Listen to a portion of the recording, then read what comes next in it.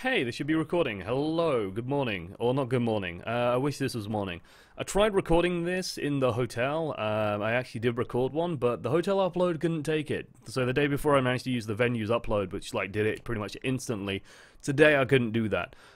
So I had to wait until I got home, which I am now. I literally landed about 30 minutes ago. No, more like an hour ago. Got home, got in, made myself a coffee, sat down, and now I'm here talking to you guys, which is nice. So let's have a chat. Let's have a chat about day 3, the biggie, maybe a little bit of like a day 2 roundup, I suppose. But day 3, yeah, hello. So France, what happened? I suppose is the first big question on your mind. Why did we lose 4-0 to France? France played out of their minds is kind of the simple answer that we'll give you. France played on a level that we haven't seen them play at yet, and so they really stepped it up. Like, Poco was on fire. My god, that guy played a mean Zarya. They just ran goats into our goats with sort of goats god Nico, who of course from Eagle Gaming, team notorious for running some of the best goats in the world. They really play well. Ben Best sort of stepped up, and I'm sure you're all sat there smugly going, well, Christopher also fed like crazy. He's not very good. You should have picked Fusions. I want to kind of address that, because I've been seeing that comment pop up all over the place, like, oh, I can't believe you picked Christopher fed, whatever. And I kind of want to echo something that he said to me afterwards, which I kind of agree with in sort of my experience as someone who watches a lot of Overwatch, which is that if you are playing main tank or you're playing a role like tanking and you're playing against a team that is not at the highest level perhaps, then you can get away with a lot and you can do a lot, and that's, Chris thrives in those environments.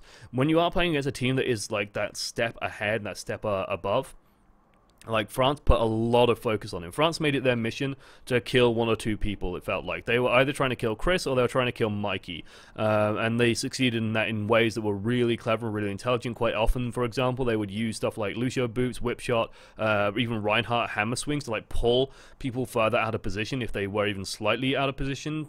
It was really impressive out of France to see them play at that kind of a level. France looked really good. Really good. But I wanted to sort of jump in and comment on that, because I do think it's a little bit unfair, where it seems like people are just blaming Chris, and it's like, that's not quite how it works. I wish it were that simple. I wish it was that simple where we just pick Fusions, or we just give Numlock a Numlock to call and just go, hey guys, can you just come in and replace our main tank because he's a bot? It doesn't work like that. I think either Fusions or Numlock would have just gotten equally trashed. It was more of a team issue overall in sort of how we were positioning and setting up our fights, and how we almost let them sort of feed off us as well. They were playing faster than we were, they were playing cleverer, and whoever plays in a faster way generally wins in the current meta, so they really did perform sort of to a great level, which was impressive to see. I know the team also, playing against the French crowd must be intimidating, and I know the team did a press conference afterwards, and they said that they didn't find it affected them.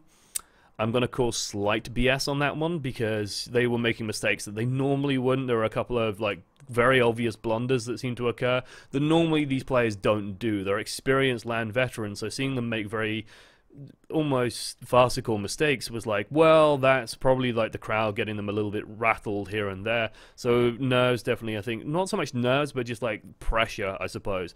You can definitely tell as well by we were sat right in the front row. If you watched the broadcast, you probably saw my ugly mug a bunch of times, and Sty's just sort of sat in the front row watching, and you could see that the players were a lot more dour face. We're a lot more worried when the players look like this than when they look yeah, blah, blah, blah, blah, blah. That's normally what we expect out of these players. That's normally how they are in scrim. So when they start being a little bit different, when the mood swings, that's normally a sign that we're a little bit more worried about them, in terms of how their mentality is doing. And you could tell by the fourth game, and I'll sort of address the fourth game. By the time the fourth game rolled around, then suddenly they seemed to spring to life again. Then suddenly they started winning fights. They had a really good couple of attacks on Route 66. And it was they've suddenly they're playing like the team that we kind of know they can play as, and they were playing Dotes. Which is Dive Goats. And like this is a team, this is like a meme comp that they've had on the back burner for pretty much the entire tournament. They've wanted to run it non-stop, and every single time we kind of just go, well, maybe not, and we take the sensible route.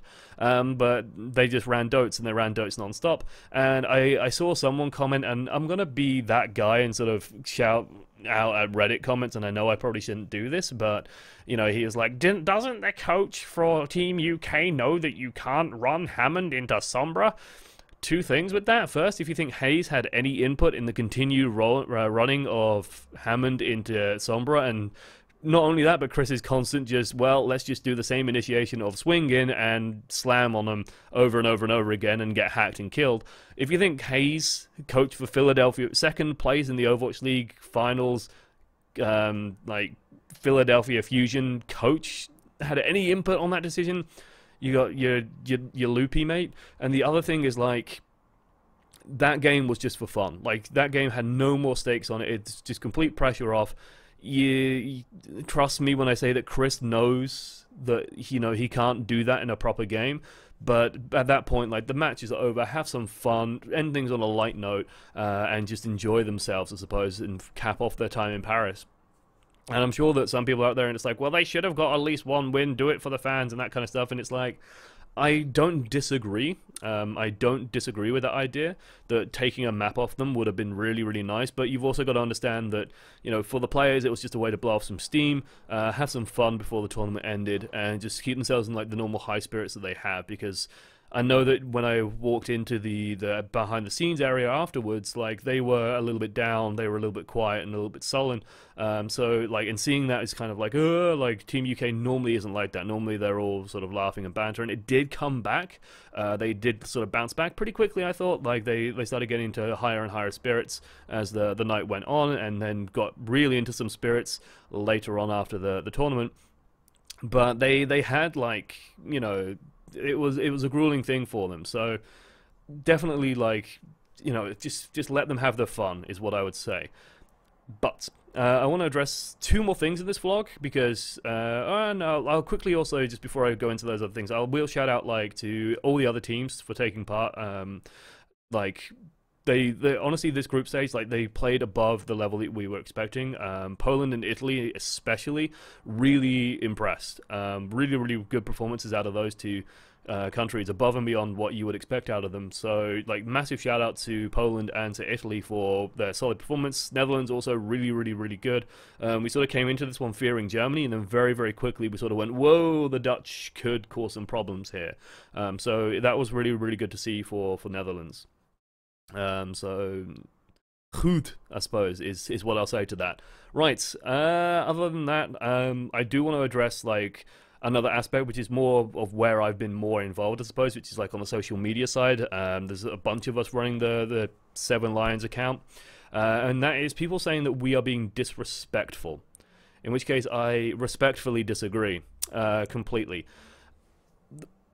What banter is, and, like, I explained this yesterday as well, but I will sort of just hammer it home, and I think most people, like 99.9% of people, get this and appreciate this and sort of appreciate the stuff that we've done. But for example, when the All-Star show match happened, I saw that Ryan retweeted someone saying this. I might even try and find that retweet just to shout them out. Because they were bang on their point, which is, during the All-Star show match, what ended up happening was people were like, oh, well, I love the banter, I love the talk. It was Simple Sergey, apparently, on Twitter. And it's like, people love the banter between the casters and stuff like that, and they love the sort of, oh yeah, we're going to beat you, we're going to smash you. And then it rolls around into the World Cup, and suddenly everyone's like, well, nope, can't do this, no fun, nope, nope, nope, nope, nope, nope, nope, nope. You can only say nice things about your opponents. And that, to me, is honestly more disrespectful than what we were doing. It's kind of, it's, you know, it's wrapping everything in cotton wool. Oh, you can't do anything, you know, it's like, oh, you can't take a little, someone saying, oh, we're going to beat you, oh, there. Like, that, to me, is that mentality. It's over-sanitizing it, and this is a competition. And it's a fun competition, and nothing we said was ever meant in disrespect. Nothing it was like, oh, you know, when we go, oh, 4-0 easy, eh.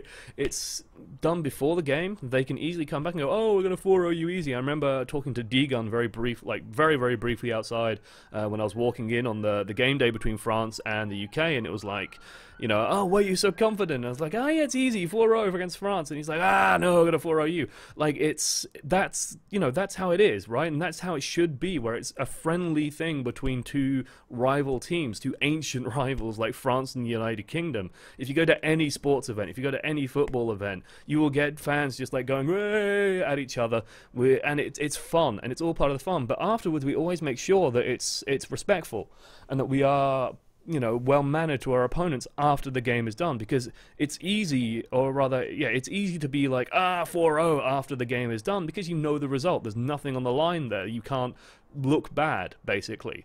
And to me, the important thing about banter is being able to make yourself look bad, and having that opportunity for the opponent to come back, because that's what makes it banter, and that's what makes it not mean-spirited. When you're going 4-0, 4-0, 4-0, 4-0 before the series, then they can go 4-0, 4-0, 4-0, we're gonna smash you, and then when they do, or when you smash them, you can then either you just rub it in a little bit and they have to grin and take it, which is just part of it, or you be magnanimous and you be sort of the better guy and you go, well played, well played. Like, that's how it's felt between France and the UK. And hopefully, like, I know 99.9% of people enjoyed it. We are absolutely going to do the same thing with the US. When we saw the draw, it was two reactions. The first reaction was, oh my god, we're playing against a team that probably had the best group stage, and has some of the most talented players on any roster, barring perhaps South Korea, but US play better than South Korea, if you ask me, at the group stage, so we'll see how that goes. I imagine South Korea will level up a little bit when they don't have like 2 weeks to practice, so they're going to be pretty good. But USA, like, they're a scary team. So that was our first reaction, was, oh my god! The second reaction was, oh my god, this is going to be so much fun, right? This is going to be a lot of fun. We're going to get to play another home crowd. Yeah, we're so hype about going to another crowd where it's literally going to be like 4 people on the front row going, way, and then everyone else going, USA, USA. Yeah, like, come on, America, please come up with some different chants. Like, France, at least, like, they were shouting players' names. They have, like, soon. And even, like, there was a very, very nice lady sat next to me who was also going, soon. It's like, well, it's fun. I'm like, just, no, stop. You can't do that. No. I think even Style let a soon slip. I was just trying to go cruise instead and trying to get that going, but slightly outnumbered. So yeah, it's like with the US, like, yeah, it's going to be a lot of fun. We at least are going to try and make that into a spectacle, because that's what we wanted out of this. We wanted, you know, eyes on this group stage. If you aren't European, I imagine this group stage was probably very dry on paper. It's like, oh well, France, and then maybe the UK, maybe Germany. Oh look, Netherlands is actually pretty good. Maybe it's them. But for most people watching it, I imagine you have very little interest until you saw how much hype was building around that France-UK game, and that comes from that friendly rivalry, establishing that rivalry, building that rivalry, and then embracing the fact that, you know, we are two nations with a shared heritage, and that we embrace the competition between each other. So, like, the US to me is exactly the same sort of country, where we have this long history, and, well, relatively long history, long for the US, short term for us, I suppose. They are only babs. That's, you know, you gotta be nice to the little guys. So yeah, you just sort of embrace that, right? You just sort of embrace that rivalry. Hey, it's the US versus the United Kingdom. It's daddy going in with the belt, and, you know, it's time to teach the youngster a lesson. It's all that kind of stuff is going to be sort of rolling around. Perhaps not quite that metaphor, but you get the idea, right? It's going to be a hell of a series. Yeah, like, the team are hungry for it. Hopefully we manage to get a lot of practice done. I don't know how how disrupted the player schedules will be, because the only issue I see is, like, Contender starts in November, there's Overwatch League trials, so hopefully we make sure the players really do get a lot of practice. We do think that, you know, we can beat them, like, on our best day and their worst day, we can absolutely beat them, but it's not impossible, they're not invulnerable, so hopefully we give it a good old go. I know for the players' sake, and, like, if any of the players watch this and have watched this far, congratulations, good job, guys, you paid attention. And the other thing is, like, for their careers, there is no bigger stage than playing the US at BlizzCon. You know, if you're going to look good anywhere, look good playing the US at BlizzCon. That's where you really want to stand out, because that's where people are going to be watching, and if you smash some of the American players, well, people are going to notice. People are really going to pay attention and notice, so here's hoping that they have a good showing.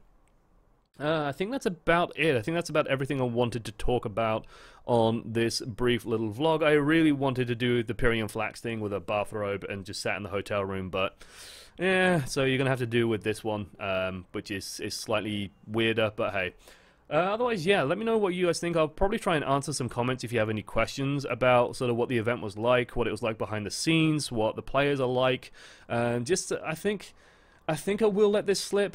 I think I will let you in on a secret, which is or I'll allude to, I suppose, the secret of what our WhatsApp group was titled, because, my god, the amount of people I had look over my shoulder when I was sort of looking at the WhatsApp group was like, and going, huh, that's a really interesting title. So it was, well, we're all big fans of one of the players' endowments, and yeah, that was the WhatsApp group's name. I'll leave you to speculate on which player and what endowment it was, because, my god, the rumors I've heard are extreme. Other than that, guys, yeah, thank you for watching to the end. I've been Josh, as one voice amongst many, and I'll see you next time. Toodles. Now's when I find the stop button, because I can't be bothered to edit this because it's a lazy vlog. Bye!